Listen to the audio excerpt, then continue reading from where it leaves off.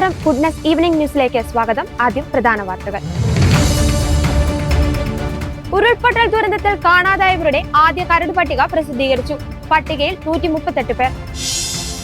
കോടതിയലക്ഷ്യ കേസ്. വെള്ളാപ്പള്ളി നടേശനെ അറസ്റ്റ് ചെയ്ത് ഹാജരാക്കണമെന്ന് കോടതി. 5 ലക്ഷം രൂപ നഷ്ടപരിഹാരം നൽകണം. മുല്ലപ്പെരിയാറിലുള്ളത് ജലബോംബ്. ഡാം ഡീകമ്മീഷൻ ചെയ്യണമെന്ന് ഡീൻ കുര്യാക്കോസ് എംപിയുടെ അടിയന്തര പ്രമേയം. ഇറാനിയൻ ഭീഷണി. അമേരിക്കയിൽ ദേശീയ സുരക്ഷാ സമിതി ചേർന്നു. ഒളിമ്പിക്സിൽ ഇന്ത്യക്ക് ഇരുട്ടടി. ഭാര പരിശോധനയിൽ പരാജയപ്പെട്ട വിനേഷ് ഫോഗട്ടിനെ അയോഗ്യയാക്കി. വാർത്തകൾ വിശദമായി. ചൂരൽമല മുണ്ടക്കൈ ഉരുൾപൊട്ടൽ ദുരന്തത്തിൽ കാണാതായവരെ കണ്ടെത്താനുള്ള ശ്രമത്തിന്റെ ഭാഗമായി ജില്ലാ ഭരണകൂടം കരട് പട്ടിക പ്രസിദ്ധീകരിച്ചു. മന്ത്രിസഭ ഉപസമിതിയുടെ നിർദ്ദേശപ്രകാരമാണ് ജില്ലാ കളക്ടറുടെ മേൽനോട്ടത്തിൽ പട്ടിക തയ്യാറാക്കിയത്. ഉരുൾപൊട്ടൽ നേരിട്ട് ബാധിച്ചവരും ദുരന്തബാധിത പ്രദേശങ്ങളിൽ സ്ഥിരതാമസക്കാരായ ആളുകളിൽ ദുരന്തത്തിന് ശേഷം കാണാതായ 138 പേരെ ഉൾപ്പെടുത്തിയിട്ടുള്ളതാണ് പട്ടിക. ദുരന്തബാധിത പ്രദേശങ്ങളിലെ റേഷൻ കാർഡ്, വോട്ടർ പട്ടിക തുടങ്ങിയ രേഖകൾ ഇതിനായി പരിശോധിച്ചു. പട്ടികയിലുള്ളവരുടെ വിവരങ്ങൾ ലഭിക്കുന്നവർ അറിയിക്കണമെന്ന് ജില്ലാ കളക്ടർ അറിയിച്ചു. ഗ്രാമപഞ്ചായത്ത്, ICDA, ജില്ലാ വിദ്യാഭ്യാസ ഓഫീസ്, ലേബർ ഓഫീസ്, ജില്ലാ ദുരന്ത നിവാരണ അതോറിറ്റി തുടങ്ങിയവയുടെ കൈവശമുള്ള ആധികാരിക രേഖകളുമായി ഒത്തുനോക്കിയ ശേഷമാണ് കാണാതായവരുടെ പട്ടിക തയ്യാറാക്കിയത്. വോട്ടർ പട്ടികയിലെയും റേഷൻ കാർഡുകളിലെയും ആളുകളിൽ നിന്ന് നിലവിൽ ക്യാമ്പുകളിലും ബന്ധുവീടുകളിലും ആശുപത്രികളിലും മറ്റും കഴിയുന്നവരുടെയും മരണം സ്ഥിരീകരിക്കപ്പെട്ടവരുടെയും പേരുകൾ നീക്കം ചെയ്ത ശേഷം കാണാതായവരുടെ പട്ടിക തയ്യാറാക്കുകയായിരുന്നു. കാണാതായവരുടെ പേര്, റേഷൻ കാർഡ് നമ്പർ, വിലാസം, ബന്ധുക്കളുടെ പേര്, വിലാസക്കാരനുമായുള്ള ബന്ധം, ഫോൺ നമ്പർ, ഫോട്ടോ എന്നിവ കരട് പട്ടികയിൽ ഉൾപ്പെടുത്തിയിട്ടുണ്ട്. ദുരന്തത്തിൽ കാണാതായവരെ കണ്ടെത്താനുള്ള ആദ്യ കരട് പട്ടികയാണിത്. പൊതുജനങ്ങൾക്ക് ഈ കരട് പട്ടിക പരിശോധിച്ച് അതിലുൾപ്പെട്ടവരെ കുറിച്ചുള്ള എന്തെങ്കിലും വിവരങ്ങൾ ഉണ്ടെങ്കിൽ അത് ജില്ലാ ഭരണകൂടത്തെ അറിയിക്കാം. ഇങ്ങനെ ലഭിക്കുന്ന വിവരങ്ങളുടെ അടിസ്ഥാനത്തിൽ ആളുകളെ കണ്ടെത്താൻ ശ്രമിക്കും. വിവരം ലഭിക്കുന്ന മുറയ്ക്ക് പട്ടികയിൽ നിന്ന് അവരുടെ പേരുകൾ ഒഴിവാക്കും. നിലവിലെ പട്ടികയിൽപ്പെടാത്ത ആരെയെങ്കിലും കാണാതായതായി അറിയിപ്പ് ലഭിച്ചാൽ ആവശ്യമായ പരിശോധനകൾക്ക് ശേഷം അവരുടെ പേരുകൾ കൂട്ടിച്ചേർത്ത് പട്ടിക പരിഷ്കരിക്കാനാണ് തീരുമാനം. CMRLന്റെ ഇടപാടുകളിൽ പ്രാഥമിക അന്വേഷണം വേണമെന്ന് ഹൈക്കോടതിയിൽ അമിക്കസ് ക്യൂറി. ലളിതകുമാരി കേസിലെ സുപ്രീം കോടതി വിധി അനുസരിച്ച് വിജിലൻസ് അന്വേഷിക്കണമെന്നാണ് ആവശ്യം. CMRL എക്സാലോജി കരാറിൽ വിജിലൻസ് അന്വേഷണം ആവശ്യപ്പെട്ട് നൽകിയ ഹർജിയിലാണ് അമിക്കസ് ക്യൂറി നിലപാട് അറിയിച്ചത്. വാദം പൂർത്തിയായ സാഹചര്യത്തിൽ പൊതുപ്രവർത്തകനായ G. ഗിരീഷ് ബാബു നൽകിയ ഹർജി ഹൈക്കോടതി വിധി പറയുവാൻ മാറ്റിവെച്ചു. CMRL കമ്പനിക്കെതിരെ ഉയർന്ന ആക്ഷേപങ്ങൾ ഗൗരവകരമാണെന്ന് അമിക്കസ് ക്യൂറി അഖിൽ വിജയ് അറിയിച്ചു. വ്യാപക പ്രതിഷേധമുയർന്ന സമയത്ത് CMRL സംസ്ഥാനത്തെ ഭരണപക്ഷത്തെയും പ്രതിപക്ഷത്തെയും പ്രമുഖ നേതാക്കൾക്ക് കോഴ നൽകിയെന്നുമാണ് ആക്ഷേപം. സംശയകരമായ സാമ്പത്തിക ഇടപാടുകൾ മറയ്ക്കാൻ CMRL ആദായ നികുതി വകുപ്പിന് നൽകിയ രേഖകളിൽ ചെലവ് പെരുപ്പിച്ച് കാട്ടിയെന്നും അമിക്കസ് ക്യൂറി അഖിൽ വിജയ് ഹൈക്കോടതിയെ അറിയിച്ചു. സംശയകരമായ ഇടപാടുകളുടെ തെളിവുകൾ ആദായ നികുതി വകുപ്പ് CMRLൽ നടത്തിയ റെയ്ഡിൽ പിടിച്ചെടുത്തിട്ടുമുണ്ട്. കോഴ നൽകിയതിന് ആദായ നികുതി വകുപ്പിന് CMRL ഉദ്യോഗസ്ഥർ മൊഴി നൽകിയിട്ടുണ്ട്. എക്സലോജിക് നൽകിയ സേവനത്തെക്കുറിച്ച് CMRL ഉദ്യോഗസ്ഥർക്ക് ധാരണയില്ല. സേവനത്തിൽ വ്യക്തതയില്ലെന്നാണ് CMRL ഉദ്യോഗസ്ഥർ ഇൻടേം സെറ്റിൽമെന്റ് ബോർഡിനെ അറിയിച്ചിരിക്കുന്നത്. വ്യക്തതയില്ലാത്ത മറുപടി നൽകിയതിനാലാണ് വീണയ്ക്കെതിരെ SFIO അന്വേഷണം നടത്തുന്നതെന്നും അമിക്കസ് ക്യൂറി അഖിൽ വിജയ് ഹൈക്കോടതി അറിയിച്ചു. ബാർ ഉടമ ബിജു രമേശ് മാധ്യമത്തിന് നൽകിയ വെളിപ്പെടുത്തലിന്റെ അടിസ്ഥാനത്തിലാണ് ബാർ കോഴയിൽ അന്നത്തെ ധനമന്ത്രി KM മാണിക്കെതിരായ പ്രാഥമിക അന്വേഷണം വിജിലൻസ് നടത്തിയത്. അതേ രീതിയിൽ CMRL ഇടപാടുകളും പ്രാഥമിക അന്വേഷണമാകാമെന്നും അമിക്കസ് ക്യൂറി നിലപാടെടുത്തു. കോടതിയലക്ഷ്യ കേസിൽ SNDP യോഗം ജനറൽ സെക്രട്ടറി വെള്ളാപ്പള്ളി നടേശനെ അറസ്റ്റ് ചെയ്ത് ഹാജരാക്കണമെന്ന് university appellate tribunal. Varkala Sreenarayana training കോളേജിലെ അധ്യാപകനായ ഡോക്ടർ പ്രവീണിനെ അകാരണമായി പിരിച്ചുവിട്ടതുമായി ബന്ധപ്പെട്ട കേസിലാണ് ജഡ്ജി ജോസൻ സിറിൽ അറസ്റ്റിന് ഉത്തരവിട്ടത്. ഹർജിക്കാരനുണ്ടായ മാനസിക ബുദ്ധിമുട്ടുകൾക്ക് 4 ആഴ്ചയ്ക്കകം 5 ലക്ഷം രൂപ നഷ്ടപരിഹാരം നൽകണമെന്നും കോടതി ഉത്തരവിട്ടു. Kollam Nedumkanda SN training college മാനേജറാണ് വെള്ളാപ്പള്ളി നടേശൻ. കോളേജിലെ മലയാളം വിഭാഗം അസോസിയേറ്റ് പ്രൊഫസറായിരുന്ന ഡോക്ടർ പ്രവീൺ തന്നെ പിരിച്ചുവിട്ടത് നടപടിക്കെതിരെ ആദ്യം യൂണിവേഴ്സിറ്റിയാണ് സമീപിച്ചത്. അദ്ദേഹത്തെ തിരിച്ചെടുക്കാനായിരുന്നു അന്ന് യൂണിവേഴ്സിറ്റി നിർദ്ദേശിച്ചത്. എന്നാൽ അധ്യാപകനെ തിരിച്ചെടുക്കാൻ മാനേജ്മെന്റ് തയ്യാറായില്ല. മാത്രമല്ല കോളേജ് മാനേജ്മെന്റ് ഹൈക്കോടതിയെ സമീപിക്കുകയും ചെയ്തു. ഹർജിയിൽ യൂണിവേഴ്സിറ്റി അപ്ലൈഡ് ട്രൈബ്യൂണലിനെ സമീപിക്കാനായിരുന്നു ഹൈക്കോടതി നിർദ്ദേശം. ഇതിനിടയിൽ അപ്ലൈഡ് ട്രൈബ്യൂണലിൽ നിന്നും പ്രവീണിന് അനുകൂല വിധി വന്നു. തുടർന്ന് ഇതിനെതിരെ മാനേജ്മെന്റ് വീണ്ടും ഹൈക്കോടതിയിലെത്തി. എന്നാൽ ട്രൈബ്യൂണലിന്റെ ഉത്തരവ് റദ്ദാക്കുകയോ സ്റ്റേ അനുവദിക്കുകയോ ചെയ്യാൻ ഹൈക്കോടതി കൂട്ടാക്കിയില്ല. അതിനിടെ ഉത്തരവ് കാലഹരണപ്പെട്ടതോടെ പ്രവീൺ വീണ്ടും ട്രൈബ്യൂണലിനെ സമീപിച്ചു. ഇതോടെ വീണ്ടും പ്രവീണിന് അനുകൂലമായി കോടതി ഉത്തരവിറക്കി. അപ്പോഴും കോടതി ഉത്തരവ് പാലിക്കാൻ കോളേജ് തയ്യാറായില്ല. തുടർന്നാണ് മാനേജർക്കെതിരെ കോടതി അറസ്റ്റ് വാറന്റ് പുറപ്പെടുവിച്ചത്. വയനാട് ഉരുൾപൊട്ടൽ ദുരന്തത്തിൽ സംസ്ഥാന സർക്കാരിനെതിരെ വിമർശനമുന്നയിച്ച കേന്ദ്ര വനം മന്ത്രി ഭൂപേന്ദ്ര യാദവിന് മറുപടിയുമായി മുഖ്യമന്ത്രി പിണറായി വിജയൻ. ദുരന്തത്തെ സങ്കുചിത താൽപര്യത്തിനായി ചിലർ ഉപയോഗിക്കുന്നു. കേന്ദ്ര വനം മന്ത്രിയുടെ പ്രസ്താവന അത്തരത്തിലുള്ളതാണ്. കേന്ദ്രമന്ത്രി ദുരന്തത്തിന് ഇരയായ മനുഷ്യരെ അപമാനിക്കുകയാണ് ചെയ്തതെന്ന് വിമർശിച്ച മുഖ്യമന്ത്രി മരിച്ചവർ അനധികൃത കുടിയേറ്റക്കാർ ആണോ എന്നും ചോദിച്ചു. കേരളത്തിന്റെ മലയോര മേഖലയെക്കുറിച്ച് ചെറിയ ധാരണ പോലും ഇല്ലാതെയാണ് കേന്ദ്രമന്ത്രി സംസാരിച്ചതെന്നും പിണറായി വിജയൻ കുറ്റപ്പെടുത്തി. വലിയ സങ്കുചിത താല്പര്യങ്ങൾക്ക് വേണ്ടി പൊതുവേ ഇല്ല, പക്ഷെ ചിലരെങ്കിലും ഉപയോഗിക്കുന്നത് ദൗർഭാഗ്യകരമാണ്. അക്കൂട്ടത്തിൽ ജനങ്ങളെ യാഥാർത്ഥ്യം ബോധ്യപ്പെടുത്താൻ ഉത്തരവാദിത്വമുള്ളവർ തന്നെ ഉൾപ്പെടുന്നു എന്നത് അങ്ങേയറ്റം അപലപനീയമായ കാര്യമാണ്. ഇപ്പോൾ ബഹുമാനപ്പെട്ട കേന്ദ്ര വനം പരിസ്ഥിതി വകുപ്പ് മന്ത്രി ഭൂപേന്ദ്ര യാദവിൻ്റെ പ്രസ്താവന നിർഭാഗ്യവശാൽ അത്തരത്തിലുള്ള ഒന്നായിപ്പോയി. പ്രാദേശിക ഭരണ സംവിധാനത്തിൻ്റെ ഒത്താശയോടെ നടക്കുന്ന അനധികൃത മനുഷ്യവാസവും ഭൂമി കയ്യേറ്റവും അനധികൃത ഖനനവും ഒക്കെയാണ് മുണ്ടക്കൈയിലുണ്ടായ ഉരുൾപൊട്ടലിൻ്റെ കാരണമെന്നാണ് അദ്ദേഹം പറഞ്ഞത്. ഇതൊരു ദുരാരോപണമാണ് കേട്ടത്. ഇത്തരമൊരു ദുരാരോപണത്തിലൂടെ ദുരന്തത്തിനിരയായ മനുഷ്യരെ അവമാനിക്കുകയാണ് ചെയ്യുന്നത്. ആ ഹതഭാഗ്യരുടെ ജീവൻ നഷ്ടപ്പെട്ടല്ലോ കുറേ പേരുടെ. അവരെ ഈ രീതിയിൽ അവമാനിക്കാൻ പാടില്ല. മുല്ലപ്പെരിയാർ വിഷയം ലോക്സഭയിൽ ഉന്നയിച്ച കോൺഗ്രസ് ഇടുക്കി എം പി ഡീൻ കുര്യാക്കോസാണ് അടിയന്തര പ്രമേയത്തിന് നോട്ടീസ് നൽകിയത്. മുല്ലപ്പെരിയാർ അണക്കെട്ടിന് സമീപത്ത് താമസിക്കുന്ന ജനങ്ങളുടെ ജീവൻ അപകടത്തിലാണെന്നും ലക്ഷക്കണക്കിന് ജനങ്ങൾക്ക് ഭീഷണിയുള്ള ഈ വിഷയം സഭ നിർത്തിവെച്ച് അടിയന്തരമായി ചർച്ച ചെയ്യണമെന്നും ഡീൻ കുര്യാക്കോസ് ആവശ്യപ്പെട്ടു. ലോകത്തിലെ തന്നെ ഏറ്റവും വലിയ പഴക്കം ചെന്ന അണക്കെട്ട് ഡീകമ്മീഷൻ ചെയ്യണമെന്നും നോട്ടീസിൽ ആവശ്യപ്പെട്ടു. കേരള തമിഴ്നാട് മുഖ്യമന്ത്രിമാരുമായി കേന്ദ്ര സർക്കാർ ഇക്കാര്യം സംസാരിക്കണമെന്നും തമിഴ്നാട് മുഖ്യമന്ത്രി MK സ്റ്റാലിനുമായി സംസാരിക്കാൻ മുഖ്യമന്ത്രി തയ്യാറാകണമെന്നും ഡീൻ കുര്യാക്കോസ് ആവശ്യപ്പെട്ടു. മുല്ലപ്പെരിയാർ അണക്കെട്ട് പുനർനിർമ്മിക്കണമെന്ന് ഹൈബീഡൻ MP-യും ലോക്സഭയിൽ ആവശ്യപ്പെട്ടിരുന്നു. അണക്കെട്ട് വിദഗ്ധ പരിശോധനയ്ക്ക് വിധേയമാക്കണമെന്ന് ഹാരിസ് ബീരാൻ MP നേരത്തെ രാജ്യസഭയിൽ ആവശ്യം ഉന്നയിച്ചിരുന്നു. വയനാട്ടിൽ അടുത്തിടെ ഉണ്ടായ ഉരുൾപൊട്ടലിൽ 500ഓളം പേരുടെ ജീവനാണ് കവർന്നതെന്നും ഒരു ഗ്രാമത്തെ പോലും ഇല്ലാതാക്കുകയും ചെയ്യുകയുണ്ടായെന്നും കേരളത്തിലെ 5 ജില്ലകളിലായി 5 ദശലക്ഷം ജനങ്ങൾക്ക് ഭീഷണിയായി കൊണ്ടിരിക്കുന്ന ഈ പ്രശ്നം ഗൗരവമായി എടുക്കണമെന്നും ഡീൻ കുര്യാക്കോസ് ആവശ്യപ്പെട്ടു. കേരളത്തെ സംബന്ധിച്ചിടത്തോളം ഏറ്റവും വലിയ ആശങ്കയാണ് മുല്ലപ്പെരിയാർ ഡാം. വർഷങ്ങളായി നമ്മൾ ചർച്ച ചെയ്തുകൊണ്ടിരിക്കുന്ന ഒരു വിഷയമാണ്. ഇവിടെ ഈ ഘട്ടത്തിൽ അടിയന്തരമായി കേന്ദ്ര സർക്കാരിൻ്റെ ഇടപെടൽ അനിവാര്യമായി വരികയാണ്. എന്തുകൊണ്ടെന്നാൽ 2-3 കാര്യങ്ങളുണ്ട്. വയനാട് ദുരന്തത്തിനു ശേഷം ഇനിയൊരു ദുരന്തം ഉണ്ടാകാതിരിക്കട്ടെ എന്ന് നമ്മൾ പ്രാർത്ഥിക്കുകയാണ്. അങ്ങനെയാണെങ്കിൽ മുല്ലപ്പെരിയാർ ഒരാശങ്കയാണ്. ഇപ്പോൾ രാജ്യത്തും ലോകത്തും വന്നിട്ടുള്ള എല്ലാ ഒതൻറ്റിക്കേറ്റഡ് ആയിട്ടുള്ള സ്റ്റഡി റിപ്പോർട്ടുകളും ആശങ്ക പടർത്തുന്ന വിധത്തിലാണ്. ന്യൂയോർക്ക് ടൈംസ് ഉൾപ്പെടെ റൂർക്ക് IITയും ഡൽഹി IIT എല്ലാം സൂചിപ്പിച്ചു കഴിഞ്ഞു. ഞാൻ അതിലേക്കൊന്നും കിടക്കുന്നില്ല. ഇവിടെ സുപ്രീം കോടതിയുടെ പരിധിയിൽ വന്ന റിവ്യൂ പെറ്റീഷൻസുമായി ബന്ധപ്പെട്ട അല്ലെങ്കിൽ പ്രത്യേകമായിട്ടുള്ള ഹർജിയുമായി ബന്ധപ്പെട്ട് കക്ഷി ചേർന്നിട്ടുള്ള MP കൂടിയാണ് ഞാൻ. 2 പ്രധാനപ്പെട്ട ഹർജികൾ സുപ്രീം കോടതിയുടെ പരിധിയിലുണ്ട്. ഒന്ന് ശ്രീ റസൽ ജോയിയുടെയും ഡോക്ടർ ജോ ജോസഫിൻ്റെയും ഹർജികൾ. അതിൽ ഡോക്ടർ ജോ ജോസഫിൻ്റെ ഹർജിയിൽ ഞാൻ കക്ഷി ചേർന്നിട്ടുള്ളതാണ്.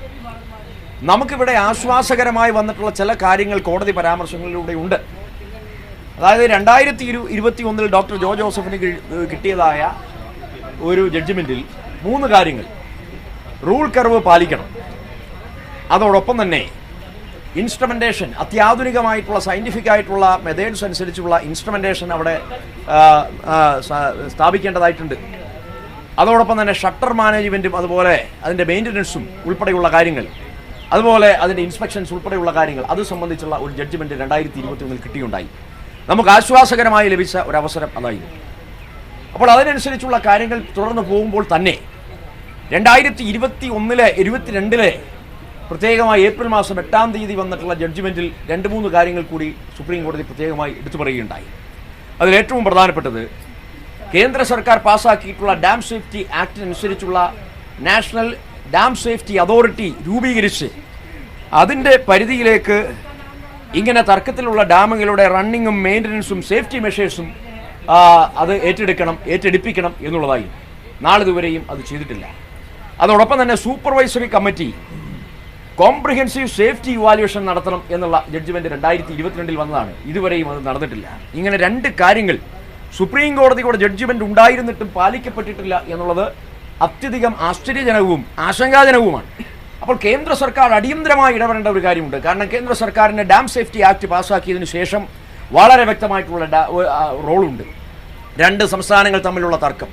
അപ്പോൾ ഈ 2 സംസ്ഥാനങ്ങളെയും ഉൾക്കൊള്ളിച്ചുകൊണ്ട് നാഷണൽ ഡാം സേഫ്റ്റി അതോറിറ്റി എന്തുകൊണ്ട് ഫോം ചെയ്തിട്ടില്ല, അല്ലെങ്കിൽ അതിൻ്റെ ഫുൾ ഫ്ലെഡ്ജ്ഡ് ആയിട്ടുള്ള നടപടിക്രമങ്ങളിലേക്ക് കടന്നിട്ടില്ല? അപ്പോൾ ആ തരത്തിലേക്ക് സ്റ്റേറ്റ് ഡാം സേഫ്റ്റി ഓർഗനൈസേഷൻ ഉൾപ്പെടെ ഉണ്ടാക്കിയെടുത്തുകൊണ്ട് ഈ പ്രശ്നം രമ്യമായി പരിഹരിക്കുന്ന തരത്തിൽ പുതിയ ഡാം പുതിയ തരത്തിൽ നിർമ്മിക്കുമ്പോൾ സേഫ്റ്റിയാണ് കേരളത്തിൻ്റെ കൺസേൺ, സുരക്ഷയാണ് കേരളത്തിന് വേണ്ടത്. തമിഴ്നാടിന് എത്രത്തോളം വെള്ളം വേണമെങ്കിലും നൽകാം എന്നുള്ളതാണ്. അപ്പോൾ കേരളത്തിന് സുരക്ഷ, തമിഴ്നാടിന് വെള്ളം എന്നുള്ള മുദ്രാവാക്യം പാലിക്കുന്ന തരത്തിലേക്ക് NDSIയുടെ നാഷണൽ ഡാം സേഫ്റ്റി അതോറിറ്റിയുടെ ആക്ടിവിറ്റീസ് കടത്തിവിടാൻ കേന്ദ്ര സർക്കാർ തയ്യാറാവണം എന്നുള്ള ഒരു അടിയന്തരമായിട്ടുള്ള ആവശ്യം ഈ ഘട്ടത്തിൽ മുന്നോട്ട് വെക്കുകയാണ്. അതോടൊപ്പം തന്നെ കോംപ്രിഹെൻസീവ് വളരെ സമഗ്രമായിട്ടുള്ള സേഫ്റ്റി ഇവാലുവേഷൻ അത് നടത്തണമെന്നുള്ള സുപ്രീം കോടതിയുടെ ജഡ്ജ്മെന്റ് 2 വർഷമായിട്ടും പാലിക്കപ്പെടാത്തതായിട്ടുള്ള ഒരു പ്രശ്നവും നിലനിൽക്കുന്നു. ജനങ്ങൾ ആശങ്കപ്പെടുന്നത് യാതൊരു തെറ്റും പറയാൻ പറ്റില്ല. കാരണം വയനാട് ദുരന്തം അത്രത്തോളം ഭയാനകമാണ്. അപ്പോൾ നമ്മുടെ സംസ്ഥാനത്തെ ലക്ഷക്കണക്കിന് വരുന്ന ആളുകളെ ഇരകളാക്കി മാറ്റാൻ പോകുന്നു എന്ന് പ്രവചിക്കപ്പെട്ടിട്ടുള്ള ഒരു മഹാദുരന്തമാണ്, ഒരു ജലബോംബായി, മുല്ലപ്പെരിയാർ ഒരു ജലബോംബായി നമ്മുടെ മുന്നിൽ നിൽക്കുന്നത്. അപ്പോൾ ഈ ആശങ്ക ഒഴിവാക്കാൻ കേന്ദ്ര സർക്കാരും സംസ്ഥാന സർക്കാരും തമിഴ്നാട് സർക്കാരും ഒരുമിച്ച് പ്രവർത്തിക്കേണ്ടതാണ്. നമ്മൾ തമിഴ്നാടിനെതിരെ ഒരു യുദ്ധപ്രഖ്യാപനവും നടത്തുന്നില്ല. അവർക്ക് ആവശ്യത്തിന് വെള്ളം കൊടുക്കണം, അതിന് കേരളം തയ്യാറാണ്, നമ്മൾ വ്യക്തമാക്കിയിട്ടുണ്ട്. പക്ഷെ നടപടികളിലേക്ക് കടക്കാൻ കേരളവും കേന്ദ്ര ഗവൺമെന്റും ഒരുമിച്ച് നിൽക്കണം എന്നുള്ള ഒരു ആവശ്യം MP എന്നുള്ള നിലയിൽ ഞാൻ ഉന്നയിക്കുകയാണ്. ഇന്ന് MP-മാർ അടിയന്തര പ്രമേയം പാർലമെന്റിൽ അവതരിപ്പിക്കുന്നുണ്ട്. ഇക്കാര്യത്തിൽ അതിനുള്ള അനുമതി തേടിയിട്ടുണ്ട്. അനുമതി നൽകുമെന്നുള്ള പ്രതീക്ഷയിലാണുള്ളത്. കേന്ദ്ര സർക്കാരിന്റെ അടിയന്തരമായ ഇടപെടൽ ഉണ്ടാകണം എന്നൊരിക്കൽ കൂടി ആവശ്യപ്പെടുക. തീർച്ചയായിട്ടും പുതിയ ഡാം എന്നുള്ളതാണ്. കാരണം 130 വർഷം പഴക്കമുണ്ട്. നമുക്ക് എങ്ങനെ അതിൻ്റെ ഒരു സുരക്ഷയെ സംബന്ധിച്ച് എല്ലാം കുഴപ്പമില്ല എന്ന് പറയാൻ കഴിയും? പുതിയ ഡാം പുതിയ കരാർ എന്നുള്ളതായിരുന്നു കേരളം മുന്നോട്ട് വെച്ച മുദ്രാവാക്യം. അതോടൊപ്പം തന്നെ തമിഴ്നാടിന് വെള്ളം ആവശ്യത്തിന് നൽകണം എന്ന ആ ഒരു നിലപാടും കേരള സർക്കാർ അംഗീകരിച്ചിട്ടുണ്ട്. കേരളം അത് നിയമസഭയിൽ പാസ്സാക്കിയിട്ടുള്ള കാര്യമാണ്. അപ്പോൾ ഈ ഡാം ഡീകമ്മീഷൻ ചെയ്യണം, പുതിയ ഡാം നിർമ്മിക്കണം. അതിന് തമിഴ്നാടിനെ കൂടി പങ്കാളിയാക്കിക്കൊണ്ട്, അല്ലെങ്കിൽ ആ ഒരു വിധത്തിൽ തമിഴ്നാടിനെ കൂടി കൺസെൻസസിൽ എടുത്തുകൊണ്ട് തീരുമാനം കൈക്കൊള്ളാൻ കേന്ദ്ര സർക്കാർ മുൻകൈ എടുക്കണം.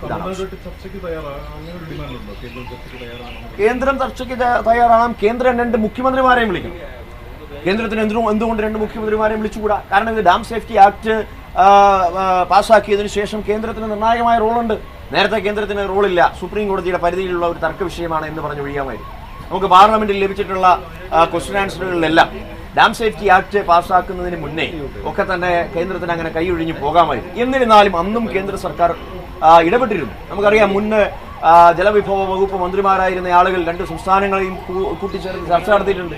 പക്ഷെ എന്തുകൊണ്ട് ഇപ്പോഴത്തെ കേന്ദ്ര ഗവൺമെന്റ് ഈ 2 സംസ്ഥാനങ്ങളെയും കൂട്ടിച്ചേർത്ത് ജലവിഭവ വകുപ്പ് മന്ത്രിമാരെ വിളിച്ചു ചേർത്ത് മീറ്റിംഗ് നടത്തുന്നില്ല എന്നുള്ളത് ഒരു ആശങ്കാജനകമായിട്ടുള്ള ഒരു വിഷയമാണ്. ഇടപെടുന്നില്ല. കാരണം ഇത് കൈയും കെട്ടി നോക്കി നിൽക്കുന്ന ഒരു സ്ഥിതിയാണ്. അങ്ങനെ നോക്കി നിൽക്കേണ്ട ഒരു സാഹചര്യമല്ല ഇപ്പോഴുള്ളത് എന്നുള്ളത് ഓർമ്മപ്പെടുത്തുക. വിദ്യാഭ്യാസ മേഖലയിൽ ക്രിസ്ത്യൻ മിഷണറിമാരുടെയും മാർത്തോമാ സഭയുടെയും പ്രവർത്തനങ്ങൾ മാതൃകാപരമെന്ന് കേരള ഗവർണർ ആരിഫ് മുഹമ്മദ് ഖാൻ. രാജ്യപുരോഗതിയെ ലക്ഷ്യം വെച്ചിട്ടുള്ള വിദ്യാഭ്യാസം നൽകുന്ന സഭയെ ഗവർണർ അഭിനന്ദിച്ചു. Perumbavoor കീഴിലം saint Thomas higher secondary സ്കൂളിന്റെ 1 വർഷം നീണ്ടുനിന്ന ശതാബ്ദി ആഘോഷങ്ങളുടെ സമാപന സമ്മേളനം ഉദ്ഘാടനം ചെയ്ത് സംസാരിക്കുകയായിരുന്നു ഗവർണർ. ശതാബ്ദിയിലെത്തിയ സ്കൂളിനെ നയിച്ച അധ്യാപകരെയും മാനേജ്മെന്റിനെയും ഗവർണർ പ്രത്യേകം അഭിനന്ദിച്ചു. മാർത്തോമ മെത്രാപ്പോലീത്ത ഡോക്ടർ സക്കറിയാസ് മാർ അപ്രേം എപ്പിസ്കോപ്പ അധ്യക്ഷത വഹിച്ചു. എൽദോസ് കുന്നപ്പള്ളി MLA, ശതാബ്ദി ആഘോഷ committee chairman reverend father Simon Kurian, program committee chairman Thomas K Paul, manager Mathew Kuruvila, principal G. Biju, പ്രധാന അധ്യാപിക മിനി തോമസ്, PTA പ്രസിഡന്റ് അബൂബക്കർ പോഞ്ഞാശ്ശേരി തുടങ്ങിയവർ പ്രസംഗിച്ചു. ശതാബ്ദി സ്മാരക മന്ദിരത്തിന്റെ ഉദ്ഘാടനവും സ്മരണിക കൽഹാരയുടെ പ്രകാശനവും ഗവർണർ നിർവഹിച്ചു. 1 കോടിയോളം രൂപ മുടക്കി 2 നിലകളിലായി 5400 ചതുരശ്ര അടി വിസ്തീർണത്തിൽ നിർമ്മിച്ച ശതാബ്ദി സ്മാരക മന്ദിരത്തിന്റെ കൂദാശ തോമസ് മാർ തിമോത്തിയോസ് എപ്പിസ്കോപ്പ നിർവഹിച്ചു. 750ഓളം വിദ്യാർത്ഥികൾ പഠിക്കുന്ന സ്കൂൾ സാധാരണക്കാരുടെ ഉന്നമനത്തിനായി മാർത്തോമാ സുവിശേഷ പ്രസംഗ സംഘമാണ് 100 വർഷങ്ങൾക്ക് മുമ്പ് ആരംഭിച്ചത്. ഈ ഗ്രാമത്തിൽ എൻ്റെ ആദ്യ സന്ദർശനം ആണ്.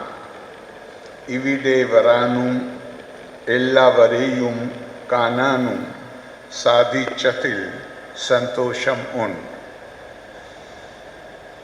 As the St. Thomas Higher Secondary School steps into the next phase of its service to society, let us gratefully remember the hard work and dedication of the managers, teachers, and staff who brightened the name of this institution in the last 100 years.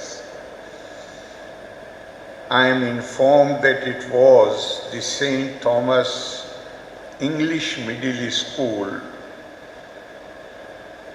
started in 1922 by Marthoma Sannadha Suvishesha Sangam, the evangelistic organ of Malankara Marthoma Syrian Church that has grown into this higher secondary school.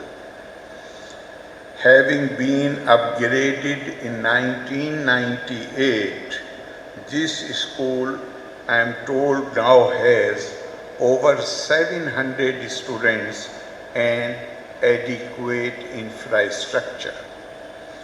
Looking back 100 years, we realize that the starting of the school in 1922 was no small achievement, especially during those years when the light of education remained a distant dream, especially for the weaker and marginalized sections of the society. The members of Sannada Suvishesha Sangam were guided by the realization that the ideals of a Christian life could be achieved only through progress in education. The progressive gesture of these elders resulted in the sterling contribution this school has made in later years, mainly in the form of many illustrious alumni who have served our nation in different capacities. Wayanad Mundakkai ഉരുൾപൊട്ടലിൽ 310 ഹെക്ടറിൽ കൃഷി നശിച്ചതായി report. 750ലധികം കുടുംബങ്ങൾ മേഖലയിൽ കൃഷിയെ ആശ്രയിച്ചു മാത്രം ജീവിക്കുന്നവരാണ്. 6 ഹെക്ടറിലധികം വനഭൂമിയും ചെളിയിൽ പൊതിഞ്ഞുപോയെന്നാണ് പുറത്തുവരുന്ന കണക്ക്. 750ലധികം കുടുംബങ്ങൾ പ്രദേശത്ത് കൃഷിയെ ആശ്രയിച്ചു മാത്രം ജീവിച്ചവരാണ്. ഇവരുടെ ഉപജീവന മാർഗം കൂടിയാണ് ഉരുൾപൊട്ടലോടെ വഴിമുട്ടിയത്. വാസയോഗ്യമല്ലെന്ന് വിധിയെഴുതിയ പ്രദേശത്ത് ഇനി കൃഷി ഇറക്കുവാൻ കഴിയുമോ എന്ന ആശങ്കയിലാണ് കർഷകർ. വയനാട് മുണ്ടക്കൈ ഉരുൾപൊട്ടലിൽ 50 ഹെക്ടർ ഏലം, 100 ഹെക്ടർ കാപ്പി, 70 ഹെക്ടർ കുരുമുളക്, 55 ഹെക്ടർ തേയില, തെങ്ങും കവുങ്ങും വാഴയും 10 ഏക്കർ വീതം. കൃഷിവകുപ്പിന്റെ പ്രാഥമിക കണക്ക് തന്നെ ഞെട്ടിക്കുന്നതാണ്. ഇത് കൂടാതെയുമുണ്ട് നാശനഷ്ടങ്ങൾ. 80 കാടുവെട്ട് യന്ത്രങ്ങൾ, 150 സ്പ്രേയർ, 709 കാർഷിക ഉപകരണങ്ങൾ, 150ലധികം മറ്റുപകരണങ്ങൾ, 200 പമ്പ് സെറ്റുകളും അനുബന്ധ നഷ്ടവും അമ്പരിപ്പിക്കുന്നതാണ്. അതേസമയം കൃഷി വായ്പകൾ വിലയിരുത്തി വരുന്നതായി പ്രിൻസിപ്പൽ കൃഷി ഓഫീസർ പറഞ്ഞു. 5 ഹെക്ടറിലധികം വനഭൂമി ഉരുൾപൊട്ടലിൽ നശിച്ചു എന്നാണ് വനം വകുപ്പ് കണക്ക്. പശ്ചിമഘട്ടത്തിന്റെ വൈവിധ്യ കലവറയാണ് ഇവിടം. ചൂരൽമലയോട് ചേർന്നുള്ള 309 ഭാഗവും ഇല്ലാതെയായി. അപൂർവ സസ്യജാലങ്ങൾ ധാരാളമുള്ള മേഖലയായിരുന്ന ഈ പ്രദേശം കഴിഞ്ഞ 10 വർഷത്തിനിടെ 7 പുതിയ സസ്യജാലങ്ങളെ കണ്ടെത്തിയ സ്ഥലം കൂടിയാണിത്. 2021 പക്ഷി സർവേയിൽ 166 ഇനം പക്ഷികളെ അടയാളപ്പെടുത്തിയിരുന്നു. മനുഷ്യരുടെ പുനരധിവാസം പോലെ ഇവരെ സംരക്ഷിക്കുന്നതും വെല്ലുവിളിയാകും. പുറത്താക്കപ്പെട്ട ബംഗ്ലാദേശ് പ്രധാനമന്ത്രി ഷെയ്ഖ് ഹസീനയുടെ വിസ അമേരിക്ക റദ്ദാക്കിയതായി റിപ്പോർട്ട്. ബംഗ്ലാദേശിലെ പ്രതിപക്ഷത്തോട് അടുത്ത വൃത്തങ്ങളെ ഉദ്ധരിച്ച മാധ്യമങ്ങളാണ് ഇക്കാര്യം റിപ്പോർട്ട് ചെയ്തത്.